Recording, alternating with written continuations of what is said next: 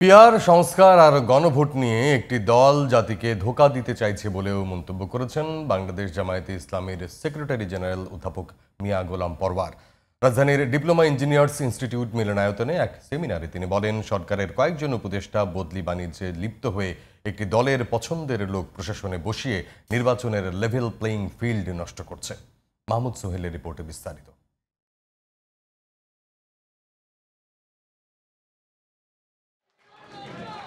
বৃহস্পতিবার রাজধানীর diploma engineers মিলনায়তনে জুলাই সনদের আইনি ভিত্তি, গণভোট আর পিআর পদ্ধতিতে নির্বাচন শীর্ষক জাতীয় সেমিনার অনুষ্ঠিত হয়।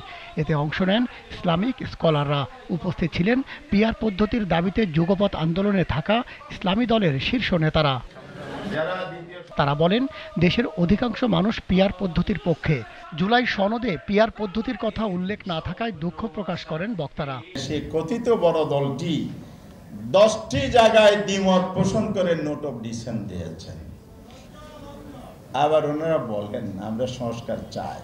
আপনারা চান তো সংস্কার, বিচার মানি তালগাছটা আমার। আবার এটাও বলে সংস্কারের জন্মদাতা আমরাই। তো জন্মদাতা হলে আপনারা সংস্কারের বিরোধিতা করছেন কেন? কারণ ওনারা বলেছেন কি জানেন, কালকে বলেছে এই সংস্কারের সাথে জুলাই সনদের সাথে নির্বাচনের কোনো সম্পর্ক নাই। তাইলে আমরা সংস্কারটা কেন করলাম?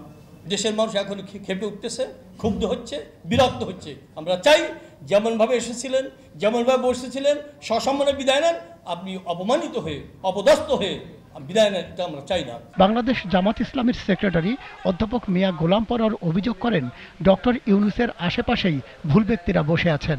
আপনি যে উপদেষ্টা পরিষদ গঠন করেছেন, দু একজন উপদেষ্টা আপনাকে চারিপাশে ঘিরে আপনার এই গণতন্ত্রের উত্তরণের অপ্রতিরোধ অগ্রযাত্রাকে ব্যাহত করার জন্য একটি বিশেষ দলের সাথে গোপন সম্পর্ক রেখে নানানভাবে আপনাকে নানান সময় বিভ্রান্ত করার চেষ্টা করা হয়। তারা তাদের দলীয় লোকগুলোকে এনে এনে এক একটা চেয়ারে বসাচ্ছেন। তাহলে এত সংস্কার করে লাভটা হবে কি? আপনি যদি একটা দলের পকেটে রাষ্ট্রকে ঢুকানোর জন্য এখনই বদলির একটা ডিজাইন সাজিয়ে নেন, প্রধান উপদেষ্টা এখনই যদি এ ব্যাপারে খেয়াল না করেন, তো আমাদের সব রক্তদান, সব অভ্যুত্থান, সব সনদ, সব চালটার কিন্তু বৃথা হয়ে যাবে। জুলাই সনদের ভিত্তিতে ফেব্রুয়ারির মধ্যেই জাতীয় নির্বাচনের দাবি জানান তিনি। Mahmud Sohel, GTV news, Dhaka.